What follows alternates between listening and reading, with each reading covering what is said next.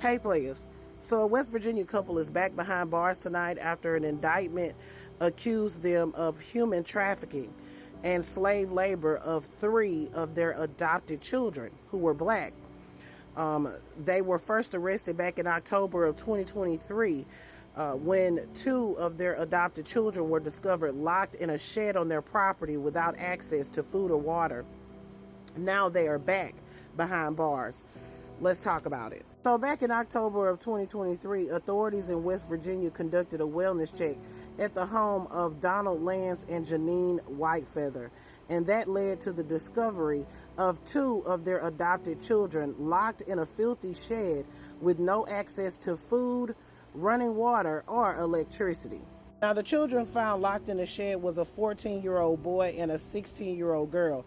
Also, a 9-year-old girl was confined to a loft inside of the main house, away from the presence of adults and isolated from her other siblings. So the couple was arrested and charged with child neglect, amongst other charges, where they were given a $200,000 bond each, and Donald's brother posted that bond. So they've been free since November of 2023. Well, now a grand jury has indicted the couple on more than a dozen new charges, the most serious charge being human trafficking of a minor child, which prompted the judge to revoke that lower bond and ordered them held on a new bond of $500,000 each. Now, the new indictment suggests that 3 of the 5 adopted children were black and that the human rights charges stem from those children being specifically targeted and forced to work because of their race.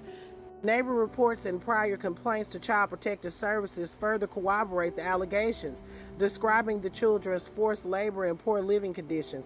Despite earlier investigations, no immediate action was taken until that October 2023 wellness check. Now, during the second bond hearing, Janine Whitefeather explained that the barn where the children were found was a teenage clubhouse and maintained that the children were not locked inside. But neighbors disputed this claim, saying that the children were forced to perform farm labor and were not permitted inside the residence. When rescued, the 16-year-old girl allegedly told deputies that they had been locked in a barn for approximately 12 hours and had last eaten around sunrise. According to deputies, both children appeared to be feral, dirty, and reeking of body odor, while the boy had open sores on his bare feet. The children also told investigators that they were forced to sleep on bare concrete floor with no mattress or blankets. Now, the couple had 5 adopted children. 3 of those children were black. Those are the ones that were in horrific conditions.